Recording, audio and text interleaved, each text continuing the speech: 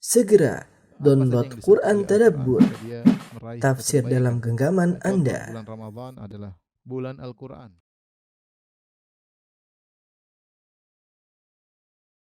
Bismillahirrahmanirrahim. Assalamualaikum warahmatullahi wabarakatuh. Alhamdulillahi ala ihsani wa syukru lahu ala taufiqi wa amtinani wa asyhadu an la ilaha illallah wahdahu la syarika lahu ta'ziman li sya'ni wa asyhadu anna Muhammadan abduhu wa rasuluhu da'ila ridwani.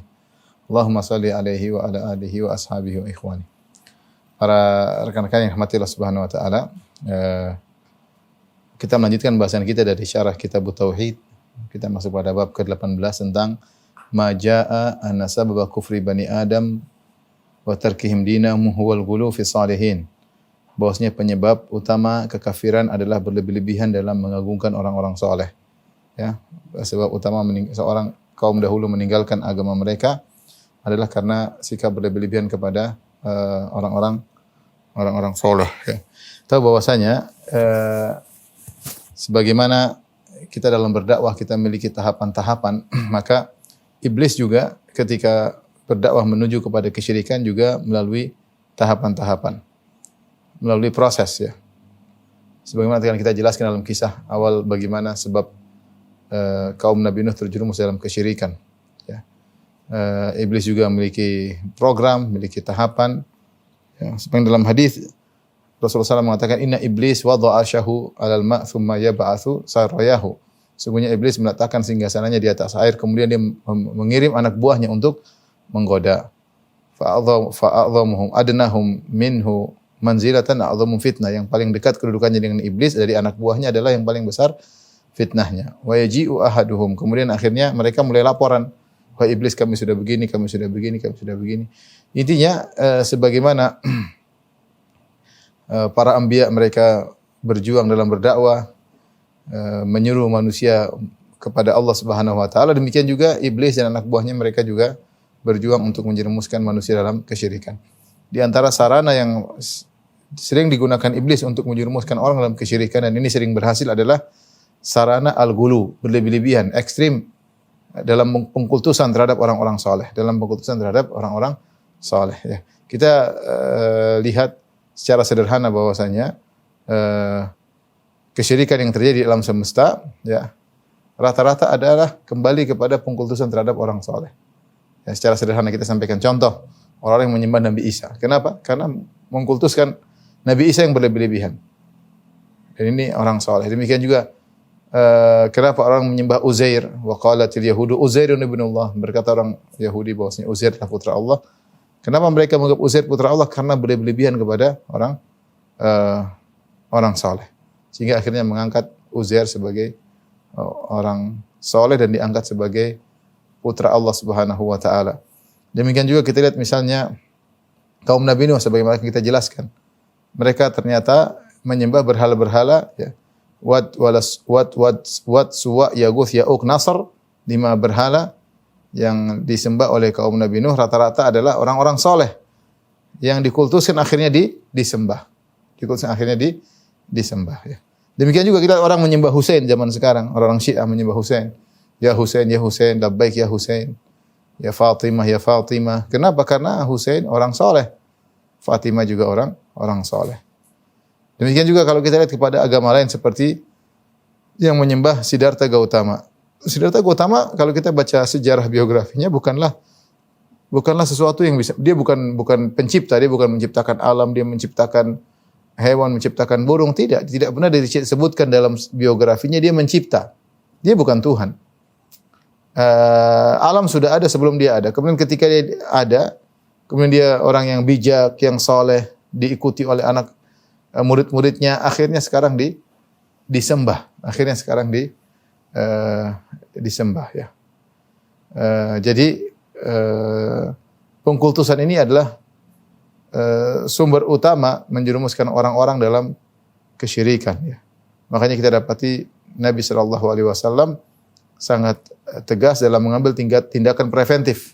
Semua tindakan-tindakan yang bisa mengarahkan kepada pengkultusan dan akhirnya merupakan sarana kepada kesyirikan maka dilarang oleh Nabi sallallahu alaihi wasallam. Sebagai contoh masalah kuburan, Rasulullah sallallahu melarang kuburan ditinggikan, Rasulullah sallallahu melarang kuburan untuk ditulis, diberi lampu, diberi penerangan, melarang untuk beribadah di kuburan, melarang kuburan di orang salat menghadap kuburan, melarang masjid dibangun di atas kuburan. Ini semua tidak lain adalah untuk tindakan preventif agar tidak terjadi pengkultusan terhadap penghuni kubur dan lama-lama akhirnya disembah. Ini mukaddimah yang intisari daripada bab yang akan kita bahas, bahwasanya sebab utama Bani Adam kufur kepada Allah, terjerumus dalam kesyirikan, meninggalkan agama mereka adalah al-ghulu fis salihin, berlebih-lebihan terhadap orang saleh. Dalam bab ini Syekh Muhammad bin Wahab rahimahullah membawakan beberapa dalil, di antaranya dalam surat An-Nisa kata Allah Subhanahu wa taala, ya ahlal kitabi la taghlu fi dinikum, wahai ahlul kitab janganlah kalian ekstrim berlebih-lebihan dalam agama kalian. Wala taqulu 'ala Allahi illal haq, dan janganlah kalian mengucapkan tentang Allah kecuali kebenaran. Innamal masihu Isa bin Maryam rasulullah. Isa bin Maryam itu hanyalah seorang rasul. Wa kalimatu alqaha ila Maryam wa ruhum min. Isa itu adalah Allah ciptakan dengan kalimat yang Allah lemparkan kepada Maryam dengan kun fayakun, dan ruh dari ruh-ruh yang Allah ciptakan. Jadi di antara kaum yang pernah terjerumus dalam kesyirikan adalah ahlul kitab, karena sifat gulu, ya, sifat al-gulu. Jadi al-gulu itu berlebih-lebihan, pengkultusan, ya, terhadap orang soleh sebab kesyirikan. Allah Subhanahu wa taala berfirman, ya ahlal kitabi la taghlu fi dinikum. Wahai ahlul kitab, janganlah kalian berlebih-lebihan dalam agama kalian. Ahlul kitab maksudnya ada dua, yaitu al-Yahud dan An-Nasara, Yahudi dan Nasara. Mereka disebut dengan ahlul kitab karena mereka pernah diturunkan kepada mereka Alkitab, ya. Yahudi maksudnya diturunkan kepada mereka Taurat, dan Nasara pernah diturunkan kepada mereka Injil. Allah memanggil mereka dengan istilah ahlul kitab. Kata sebagian ulama, sebagai bentuk sindiran kepada mereka agar mereka kembali kepada ajaran yang benar. Mereka dahulu memiliki Taurat dan mereka memiliki Injil, tapi mereka rubah isi dari Taurat dan Injil tersebut. Ya ahlal kitabi la taghlu, perhatikan, jangan ekstrim, jangan berlebih-lebihan dalam agama kalian.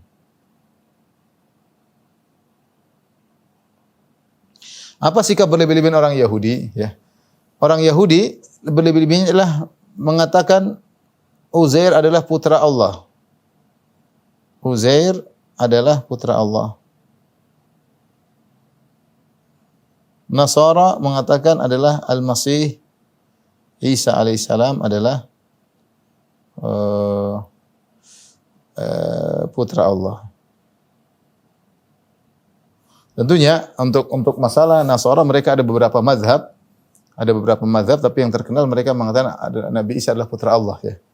Tapi sebenarnya orang Nasara ada Allah sebutkan dalam Al-Qur'an ada 3 model, ya, 3 model Nasara, ya.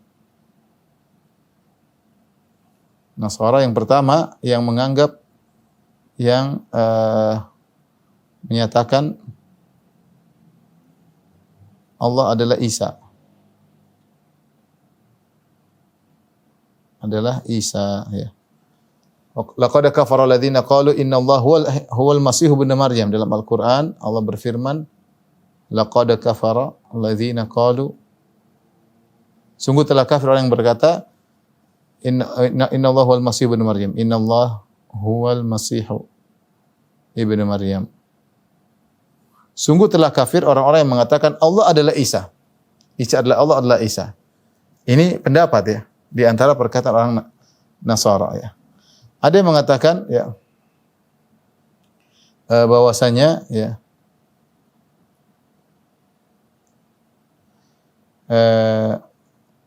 Isa adalah satu dari yang 3. Trinitas maksudnya. Yaitu ada Tuhan Bapa, Tuhan Anak, sama Tuhan Ruhul Kudus. Allah juga sebutkan dalam Al-Quran, kata Allah Subhanahu Wa Taala, laqad kafara alladhina qalu,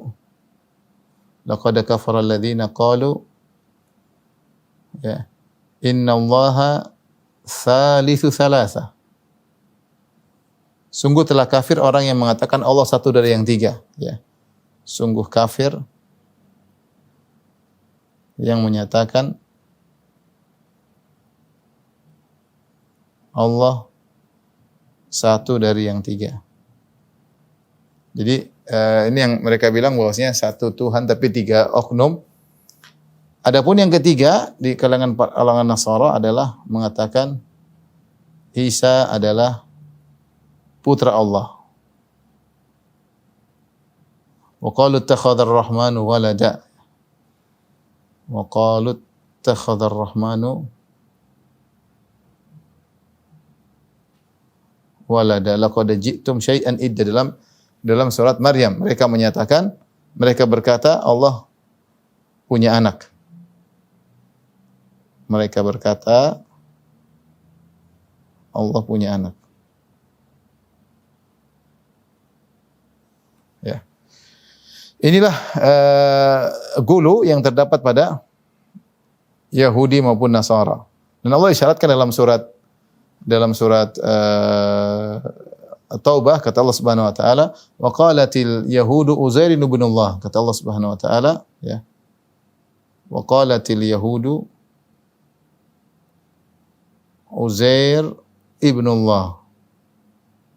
Wa qalatin Nasara Al-Masih ibn Allah. Dzalika qauluhum bi afwahihim, kata Allah, yudahi'una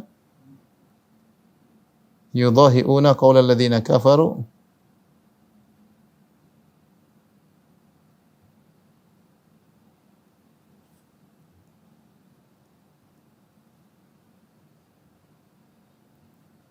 min qabl. Perhatikan, kata Allah Subhanahu wa taala, orang Yahudi berkata, Uzair adalah putra Allah. Wa qalatin Nasara berkata Al-Masih, yaitu Isa bin Maryam, putra Allah. Dzalika qauluhum bi afwahim, itulah perkataan mereka dari mulut-mulut mereka. Yudahi'una qaulal ladzina kafaru min qabl. Mereka menyerupai perkataan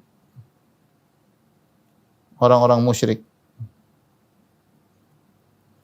sebelumnya, ya. Jadi ternyata yang mengatakan Allah punya anak ada tiga kelompok. Yahudi, Uzair mengatakan Uzair adalah putra Allah, kata Yahudi. Nasara mengatakan bahwasanya Isa adalah putra Allah. Kaum musyrikin mereka mengatakan bahwasanya al-malaikatu banatullah, malaikat-malaikat adalah putri-putri Allah.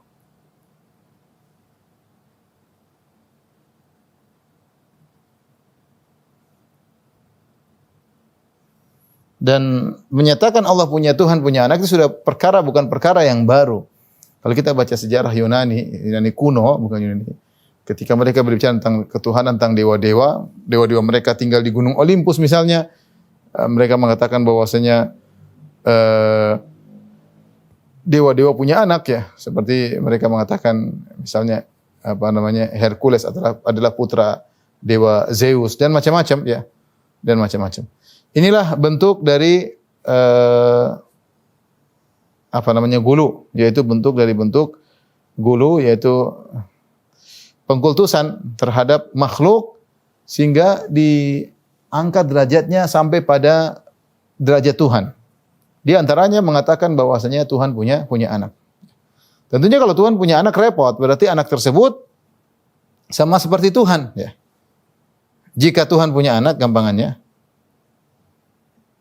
jika Tuhan punya anak,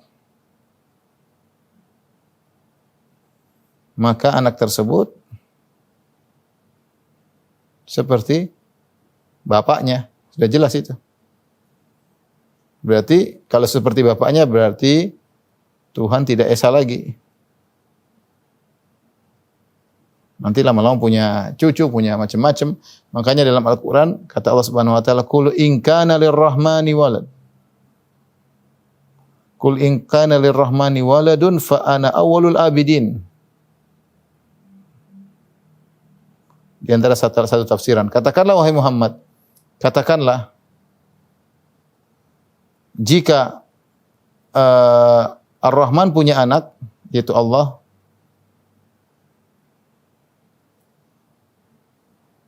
maka aku yang pertama yang akan menyembahnya.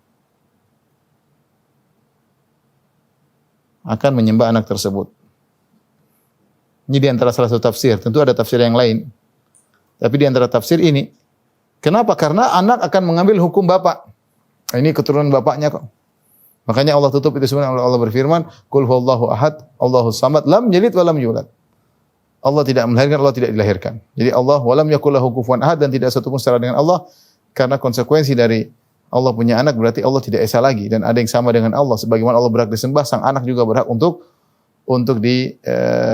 disembah. Ya, ini adalah larangan Allah kepada orang-orang Yahudi, Nasara, di mana mereka melakukan gulu, yaitu ekstrim atau pengkultusan terhadap orang-orang saleh. Mungkin coba kurang besar ya di foto. Tapi kita lanjutkan ayat berikutnya yang dijadikan oleh Syekh Muhammad Abdul Wahab rahimahullahu taala dalam surat Nuh ayat 23 ya. Kata Allah Subhanahu wa taala, "Wa qalu la tadharunna alihatakum wa la tadharunna waddan wa la suwa'an wa la yaghutsa wa ya'uqa wa nasra." Kita tulis ayatnya ya. Sekarang kesyirikan pada kaum Nuh. Pada kaum Nuh alaihissalam. Allah Subhanahu wa taala berfirman, "Wa qalu la tadharunna alihatakum wa la tadharunna waddan wa la suwa'an wa la yaghutha wa ya'uqa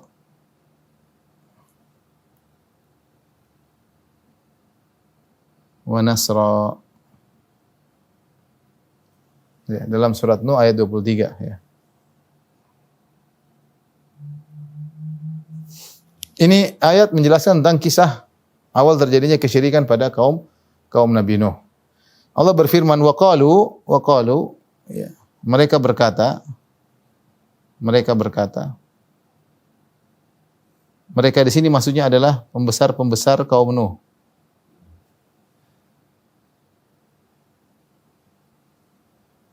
Mereka saling memerintahkan. Apa perkataan mereka? La tadharunna alihatakum. Jangan sekali-sekali kalian meninggalkan sembahan kalian. Jangan sekali-kali meninggalkan Tuhan-Tuhan kalian.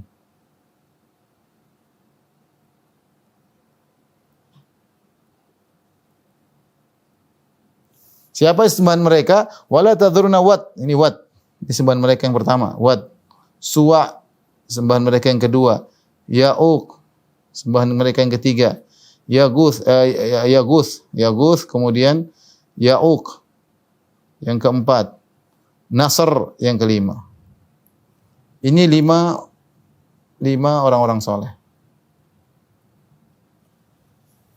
Jadi mereka saling menasihati ya. Dan ini diantara sifat bukan cuma kita yang bersabar dalam menyuruh kepada kebenaran, tetapi dai-dai kesesatan juga mereka bersabar. Makanya Allah berfirman dalam ayat yang lain, "Wantalaqal mala'u minhum animshu wasbiru ala alihatikum." Maka bergeraklah pembesar-pembesar mereka dan mereka berkata, "Animshu wasbiru," berjalanlah dan bersabarlah kalian ala alihatikum. Bersabar dalam menyembah Tuhan-Tuhan kalian. Mereka saling menasihati.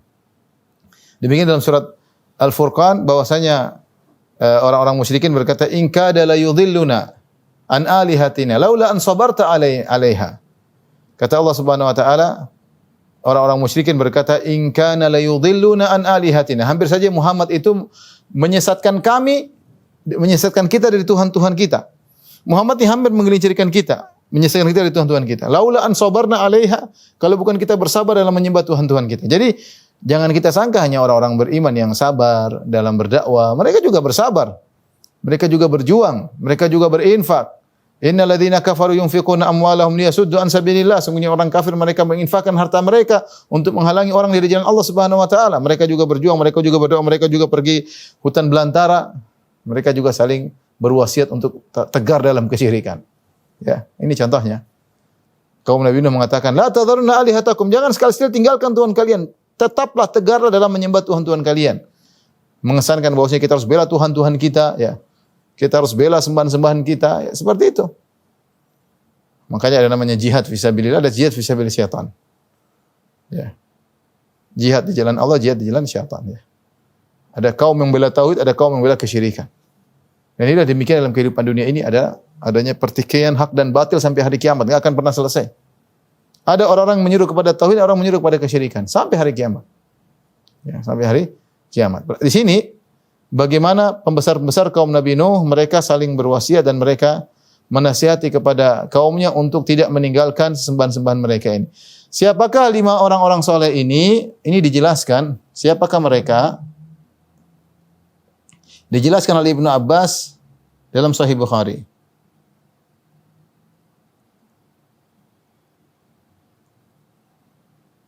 Dalam Sahih Bukhari. Kata Ibnu Abbas radhiyallahu taala anhuma, haula'i asma'u rijalin salihin min qaumi Nuh. Kata Ibnu Abbas, mereka ini 5 orang ini, Wad, Suwa, Yaguth, Ya'uq, Nasr adalah nama-nama orang saleh di zaman Nabi Nuh, yaitu sebelum Nabi Nuh diutus. Mereka ini adalah orang-orang saleh. Falamma matu, tatkala mereka meninggal dunia, ini orang-orang saleh, rajin beribadah, rajin berzikir. Auha syaitan, ya, ila qaumihim anin sabu fi majalisihim allati kanu yajlisuna fi ansaba. Datang syaitan dan syaitan tidak langsung menyuruh kepada kesyirikan, tapi syaitan pelan-pelan, syaitan menyuruh mereka untuk membangun patung-patung, ya, sebagai untuk mengingat mereka, untuk memotivasi mereka dengan dibangun patung tersebut, ingat tentang jasa mereka, bagaimana dakwah mereka, di antaranya termotivasi untuk melakukan ibadah. Ini pertama kali. Jadi syaitan tidak langsung menyuruh bangun patung sembah mereka. Kalau seperti itu tidak akan. Kenapa? Karena ilmu tauhid masih tersebar. Caranya pertama dengan berbuat bid'ah. Bertahap. Saya bilang tadi, kenapa? Bukan cuma kita yang berdakwah dengan bertahap. Syaitan pun berdakwah bertahap. Bukan cara para anbiya, para nabi yang berdakwah dengan tahap. Iblis pun berdakwah dengan bertahap. Pertama kali tidak langsung suruh disembah, tapi caranya disuruh bikin patung. Wasammuhum bi asma'ihim. Dan namakan patung tersebut dengan nama-nama orang saleh tadi. Dibuatlah patung Wad, Suwa, Yaguth, Ya'uq, Nasr. Kemudian patung tersebut dibuat di tempat majelis mereka, biasanya majelis ilmu, majelis zikir, majelis ibadah, pas. Dan tidak disembah sama sekali. Falam tu'bad, ketika itu belum disembah. Hatta idza halaka ulaik wa nusiyal ilmu ubidat. Sampai ketika akhirnya orang-orang yang membangun patung pertama kali tadi, yang niatnya untuk sebagai zikra, sebagai kenangan, sebagai motivasi, ya, ternyata mereka meninggal, muncullah cucu-cucu mereka yang tidak paham tentang awal tujuan pembangunan patung-patung ini. Wa nusiyal ilmu, dan ilmu dilupakan, ilmu tauhid dilupakan, fa ubidat, akhirnya patung-patung tersebut disembah. Ya, jadi tentang proses, ya. Proses syaitan dalam menggelincirkan manusia.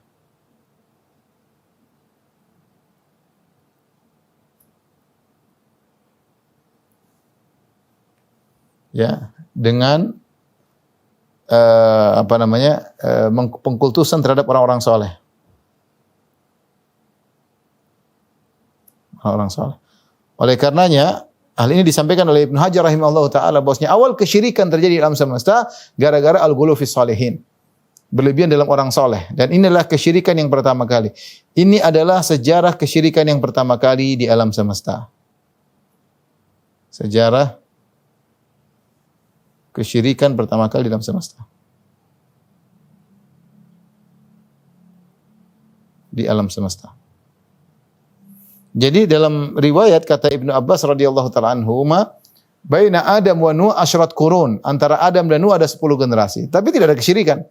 Terjadi pembunuhan, mungkin terjadi kemaksiatan, terjadi mungkin kezaliman, tapi belum ada kesyirikan. Kesyirikan pertama kali terjadi di zaman kaum Nabi Nuh. Sebabnya adalah pengkultusan terhadap orang-orang saleh. Wat, Suwa, Yaguth, Ya'uq, Nasr. Yang perhatikan bagaimana setan ketika menjerumuskan manusia tidak langsung tapi dengan tahapan. Dan setan bersabar. Itu generasi yang bangun patung-patung untuk dijadikan motivasi, dijadikan dzikrayat, kenangan. Nunggu mereka meninggal ini lama, tapi setan tidak buru-buru, tidak gerasa-gerusu, setan sabar. Setan apa?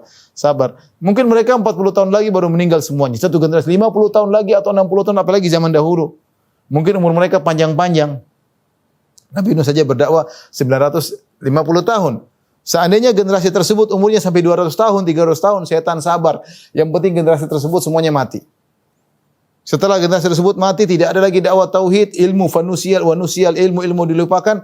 Akhirnya setan datang lagi. Mengatakan bahwasanya patung-patung ini dulu disembah oleh moyang kalian. Dengan menyembah patung-patung ini terjadi demikian. Ketika tidak ada ilmu yang mengingatkan, akhirnya patung-patung tersebut disembah. Ketika patung-patung tersebut disembah, baru diutus Nabi Nuh alaihissalam. Makanya Nabi Nuh adalah Rasul yang pertama diutus di atas muka bumi karena terjadi kesyirikan. Sebenarnya dalam hadis syafaat al-uzma, ketika orang-orang datang kepada Nabi Adam minta untuk syafaat, Nabi Adam menolak, kemudian mereka datang kepada Nabi Nuh. Kata Nabi Adam alaihissalam, "Idhabu ila Nuh." Pergilah kalian kepada Nabi Nuh untuk minta syafaat dari Nabi Nuh. Maka kemudian mereka datang kepada Nabi Nuh alaihissalam, mereka berkata, "Ya Nuh, anta awwalu rasulin ila ahli al-ardi wa sammaka abdan syakura." Sammakallahu abdan syakura. Wahai Nuh, engkau adalah rasul pertama yang Allah utus kepada penghuni muka bumi. Karena di zaman Nabi Nuh lah terjadi pertama kali kesyirikan. Wa sammakallahu abdan syakura, Allah menamakan engkau sebagai hamba yang pandai bersyukur. Ya, lihatlah di sini. Ini dalil bahwasanya kesyirikan yang pertama kali terjadi di alam semesta ini, yaitu di zaman Nabi Nuh alaihissalam, kembali kepada pengkultusan terhadap orang-orang saleh. Maka hati-hati, jangan kita menganggap remeh tentang pengkultusan terhadap orang saleh. Manusia ini punya potensi untuk mengkultuskan orang saleh. Punya potensi. Kagum terhadap orang saleh. Apalagi orang saleh tersebut sudah meninggal, lebih lagi dikagumi. Kalau masih hidup sudah dikultuskan, apalagi setelah meninggal dunia. Setelah meninggal dunia. Oleh karenanya tadi saya sebutkan, ya, kita sebutkan ya, contoh-contoh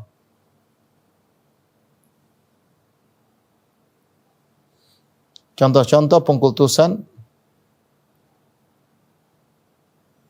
yang mengakibatkan syirik, mengantarkan kepada syirik, mengantarkan kepada penyembahan.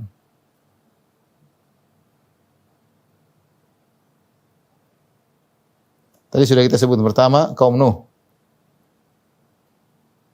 Tadi ada Wat, Suwa, Yaguth, Ya'uq, Nasr. Ya, kemudian kita sebut tadi Yahudi dengan Uzair. Ya. Kalau Nuh tadi Wat, Suwa, Yaguth, Ya'uq, Nasr. Dikultuskan. Yahudi. Kemudian Nasara. Nasara adalah Nabi Isa. Al-Masih. Nabi Isa. Kemudian juga Bunda Maria. Maria juga disembah. Saya lihat zaman sekarang ada yang membuat patung Bunda Maria dan disembah. Ya, makanya kata Allah Subhanahu wa taala, "Mal Masih ibnu Maryam illa rasulun qad khalat min qablihi rusul." Ya. Wa ummuhu siddiqah kana ya'kulani ta'am. Kata Allah Subhanahu wa taala, tidaklah Nabi Isa alaihissalam kecuali hanyalah seorang rasul yang telah berlalu sebelumnya rasul-rasul sebelumnya. Wa ummuhu siddiqah, dan ibunya adalah seorang wanita yang sangat jujur, kana ya'kulani ta'am, keduanya makan makanan. Allah menjelaskan bahwasanya Nabi Isa dan ibunya tidak pantas untuk disembah. Ya. Tapi akhirnya disembah. Kenapa? Karena pengkultusan terhadap Nabi Isa, ya, dan pengkultusan terhadap Maria disembah akhirnya. Di antara contoh penyembahan terhadap orang soleh, seperti tadi kita katakan, kaum musyrikin. Di antaranya mereka mengatakan malaikat adalah putri-putri Allah. Di antara juga kaum musyrikin, selain menyembah malaikat, mereka juga ada Uzair, ya. Kaum musyrikin juga, bukan Uzair, ada namanya kaum musyrikin mereka selain Lata dan Uzza, Lata ya. Contohnya adalah Lata. Lata ini kata Ibnu Abbas radhiyallahu anhu dalam Sahih Bukhari kana yaitu sawiqal lil hujjaj. Lata ini dahulu suka membagi-bagi adonan makanan dibagikan kepada jamaah haji. Tatkala dia meninggal, maka dibangunlah patung di kuburannya. Lata orang soleh. Lata orang soleh akhirnya disembah. Kalau kita bicara umat yang lain seperti siapa? Seperti Buddha. Ya.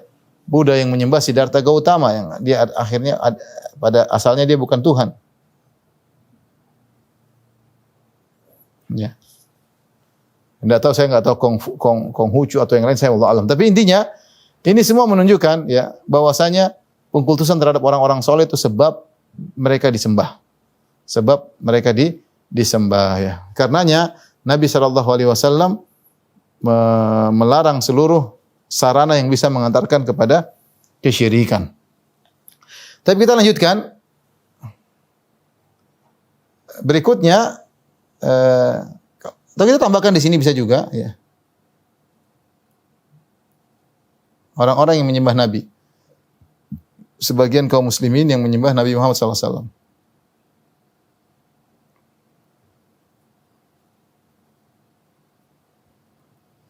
Yang menyembah Nabi.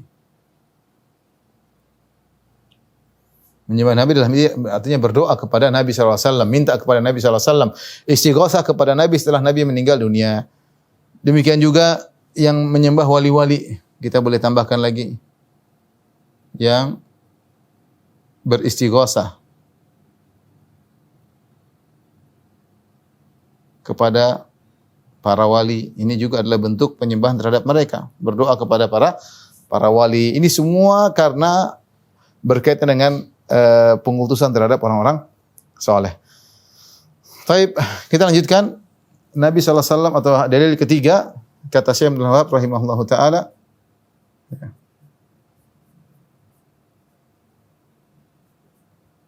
La tutruni kama atratin nasara. Ya. Kata Nabi SAW, la tutruni kama atratin nasara Isa bin Maryam. Innama ana abdun. Faqulu Abdullah wa rasuluh.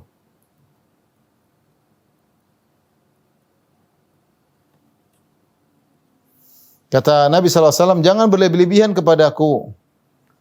Jangan berlebih-lebihan. Jangan ekstrim. Berlebihan kepadaku. Sebagaimana orang-orang Nasara berlebihan kepada Isa. Ya. Sebagaimana kaum Nasara berlebihan kepada Isa. Isa alaihissalam. Innama ana abdun, aku ini hanya hamba. Aku hanyalah hamba. Faqulu Abdullahi wa Rasulullah. Katakanlah Muhammad itu adalah hamba Allah dan Rasulnya. Saya ingin menyampaikan poin di sini bahwasanya Rasulullah SAW adalah seorang hamba, ya. Rasulullah seorang hamba. Rasulullah seorang rasul, tapi dia seorang hamba. Dia mengangkat masalah dia seorang hamba agar orang tidak menyembahnya, Kalau tidak ada potensi menyembah Nabi, ngapain Nabi ingatkan hal ini? Nabi ingatkan hal ini karena ada potensi penyembahan terhadap Nabi. Saya pernah lihat dengan mata kepala saya sendiri, orang Indonesia di Madinah mereka sujud ke arah kuburan Nabi. Saya lihat langsung ya. Entah mereka sembah Nabi atau tidak, atau sekadar penghormatan wallahu alam bisawab. Tapi saya dengan mata kepala saya sendiri. Ketika mereka di Madinah, mereka keluar, jadi misalnya ke depan ini arah kiblat, mereka keluar ke arah kiblat, mereka sujud kepada Nabi berlawanan dengan arah kiblat. Dan ini saya lihat sendiri. Sangat mungkin ya. Jadi kemudian banyak surat-surat dilemparkan di kuburan Nabi, permintaan-permintaan, permohonan banyak. Jadi potensi menyembah Nabi itu ada. Ya. Maka Nabi mengingatkan, jangan kalian berlebihan kepada aku karena aku adalah hanya seorang hamba. Apa bukti Nabi seorang hamba? Buktinya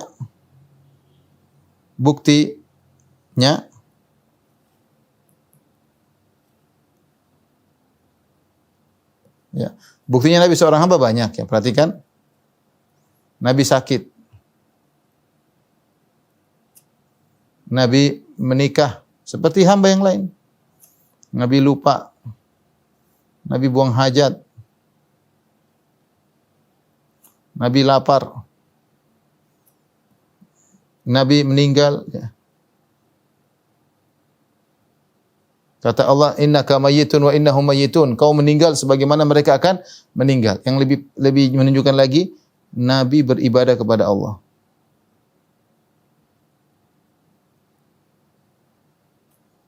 Nabi beribadah kepada Allah Subhanahu wa taala. Ya. Ini semua menunjukkan bahwasanya Nabi adalah seorang manusia. Ya, Nabi sakit, menikah, lupa, Nabi punya anak, ya. Punya anak istri. Ini menunjukkan Rasulullah SAW adalah manusia dan dia bukan Tuhan. Dan di antara yang mengagumkan bahwasanya Nabi SAW adalah dia beribadah kepada Allah. Ini poin yang sangat penting. Dia sendiri beribadah kepada Allah. Bagaimana dia diibadahi? Makanya sebagian teman ada teman saya di Medan, dia masuk Islam gara-gara apa? Dia melihat gambar Nabi Isa alaihissalam pray in the garden, berdoa di kebun atau di taman, ya. Dia berpikir bagaimana Tuhan beribadah. Tuhan itu diibadahi, bukan beribadah.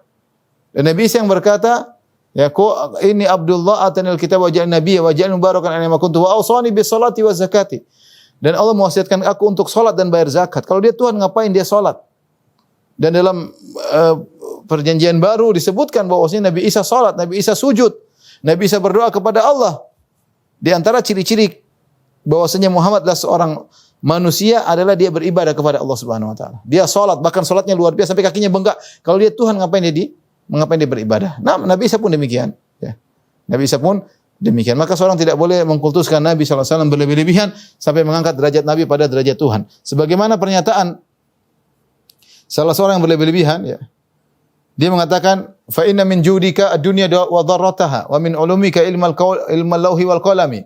Ya Rasulullah, di antara kedermawananmu adalah dunia dan akhirat. Dunia dan akhirat adalah kedermawananmu. Wa min ulumika, dan di antara ilmumu adalah ilmu lauhi wal qalam, ilmu lauhil mahfuz. Ini adalah berlebihan kepada Nabi, seakan-akan Nabi tahu ilmu gaib seluruhnya. Bahwasanya dunia dan seisinya adalah dari Nabi, akhirat seisinya adalah dari Nabi. Ini pengkultusan.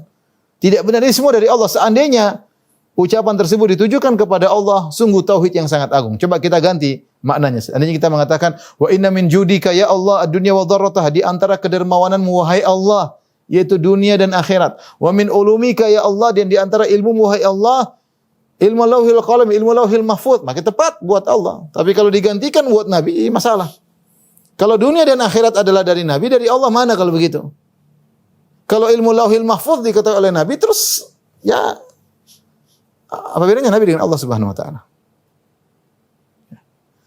Mereka juga berkata, ya akramal khalqi ma liman man aludhu bihi siwaka inda hululil hadithil amami illam takun fi ma'adi akhidhan biyadi fadlan wa illa faqul ya zallatal qadami. Mereka berkata, wahai manusia, makhluk termulia, maksudnya Muhammad sallallahu alaihi wasallam, man liman aludhu bihi siwaka, siapa tempat aku berlindung selain engkau tatkala terjadi bencana yang menyeluruh, ya. Mungkin maksudnya hari akhirat, hari kiamat. Berlindung kepada siapa? Berlindung kepada Allah, berpegang teguh kepada Allah, bukan kepada Nabi sallallahu alaihi wasallam. Illam takun fi ma'adi akhidhan biyadi, kalau kau tidak memegang tanganku pada hari kiamat kelak, fadlan karena baik hatimu atau karuniamu, wa illa faqul ya zallatal qadami, maka tergelincirlah atau binasalah aku, ya. Ini semua sikap berlebihan kepada Nabi sallallahu alaihi wasallam. Ya, seorang tidak boleh demikian. Benar kita cinta kepada Nabi sallallahu alaihi wasallam lebih daripada yang lain, tapi kalau kita berlebihan kita bisa menjadikan Nabi pada derajat ketuhanan, dan itu tidak diperbolehkan. Dari sini kita tahu bahwasanya sikap ekstrim berlebihan adalah sebab menjerumuskan seorang dalam kesyirikan, ya. Terutama berlebihan kepada orang soleh. Maka seorang cinta kepada orang soleh, ya, menghormati orang soleh, tapi tidak boleh mengkultuskannya sampai pada derajat ketuhanan. Meyakini orang soleh tersebut mengetahui ini, mengetahui itu, bisa ini, bisa itu. Berlebih-lebihan ini tidak diperbolehkan. Dalil yang terakhir disebut oleh Syekh Abdul Wahab adalah Sabda Nabi SAW, "Iyyakum wal ghulu fa innam ahlaka man kana qablakumul ghulu." Waspada kalian terhadap sifat ekstrim, sikap ekstrim, sungguhnya yang telah membinasakan umat-umat terdahulu adalah sikap ekstrim berlebih-lebihan. Di antaranya berlebih-lebihan kepada orang-orang saleh. Ini saja ikhwan dan akhwat yang dirahmati Allah Subhanahu wa taala bisa sampaikan tentang bahwasanya sifat ekstrim sebab menjerumuskan orang dalam kesyirikan. Hendaknya kita jauhi, kita ingatkan sanak saudara kita, kerabat kita agar jangan berlebih-lebihan terhadap orang saleh. Kita mencintai orang saleh tapi jangan berlebih-lebihan. Demikian para ikhwan dan akhwat yang dirahmati Allah Subhanahu wa taala, yang sampaikan, kurang lebih mohon maaf. Wabillahi taufiq wal hidayah. Assalamualaikum warahmatullahi wabarakatuh.